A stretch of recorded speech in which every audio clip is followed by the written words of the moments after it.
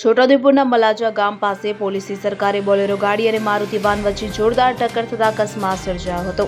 આ અકસ્માતમાં જોજો પીઆઈ જેડી વસાવા સહિત પોલીસ સ્ટાફનો આબાદ બચાવ થયો હતો, જ્યારે મારુતિ વાનના ચાલકને ઈજાઓ પહોંચી હતી। ટક્કર એટલી ભયંકર હતી કે મારુતિ વાન અંદાજે 400 મીટર સુધી ઘસડાઈ હતી અને આ દુર્ઘટના રોંગ સાઈડ તથા ઓવર સ્પીડને કારણે સર્જાઈ હોવાની આશંકા વ્યક્ત કરવામાં આવી રહી છે। ઘટના બનતા જ મલાજા પાસે લોકોના ટોળા એકત્રિત થઈ ગયા હતા, જે બાદ પોલીસે સ્થળ પર પહોંચી સમગ્ર મામલે વધુ તપાસ હાથ ધરી છે। Bureau report CN24 news. હવે જુઓ દેશ દુનિયાની તમામ ખબરો તમારી આંગળીના ટેરવે।